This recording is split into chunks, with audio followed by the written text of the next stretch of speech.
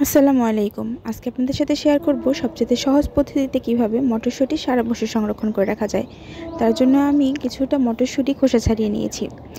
আর একটা প্যানে কিছুটা পানি গরম করে নিব। পানির মধ্যে কিছুটা লবণ দিয়ে দিলাম। এখন পানিটা যখন বলক চলে আসবে তখন আমি দিয়ে দিব মটরশুঁটিগুলো। আর হ্যাঁ, খড়ি ধরে 2 মিনিট জাল করব। একটা জিনিস খেয়াল করুন, মটরশুঁটিগুলো কিন্তু একে একে ভেসে উঠতেছে। যখন হয়ে যাবে তখন সবগুলো মটরশুঁটি পানিতে ভেসে উঠবে। এই জিনিসটা খেয়াল রাখবেন। 2 মিনিট পর যখন সবগুলো মটরশুঁটি পানিতে ভেসে যাবে তখন আমি একটা স্ট্রেনারে করে মটরশুঁটিগুলো উঠিয়ে নিব।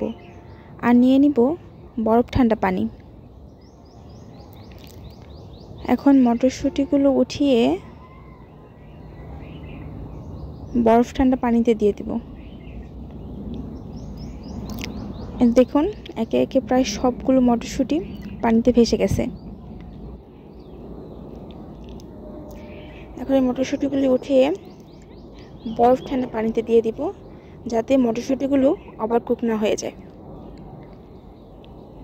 তো বরফ ঠান্ডা পানিতে দিয়ে দিলাম। যখন মটরশুঁটিগুলো ঠান্ডা হয়ে যাবে তখন সেগুলোকে আবার স্ট্রেনার দিয়ে ছেঁকে একটা টিস্যু পেপার বিছিয়ে তার উপরে দিয়ে দিব। এতে করে এক্সট্রা যে পানিটা আছে সেটা টিস্যু পেপার সোক করে নেবে। এটা আপনার ফ্যানের বাতাসে দিয়েও এটার পানিটা শুকাতে পারেন। আমার একটু তাড়াহুড়া ছিল, তাই আমি নিচে টিস্যু দিয়ে আবার উপর দিয়ে চেপে টিস্যু দিয়ে পানিগুলো সোক করে নিয়েছি। আর অবশ্যই মটরশুঁটিতে যেন পানি না থাকে, একদম ঝরঝরে থাকে। এতে করে এটার স্বাদটা প্রায় 1 বছর পর্যন্ত একদম একই রকম থাকবে। এই তো দেখুন একদম ঝরঝরে। এখন আমি একটা এয়ারটাইট বক্স নিয়ে নিয়েছি। আপনারা চাইলে যে কোনো এয়ারটাইট বক্স নিতে পারেন। ইভেন 1 টাইম পানির বোতলগুলোতেও রাখতে পারেন।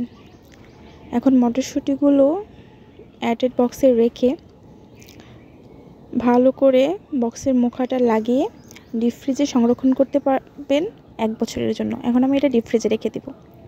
এই তো এভাবে। আল্লাহ হাফেজ।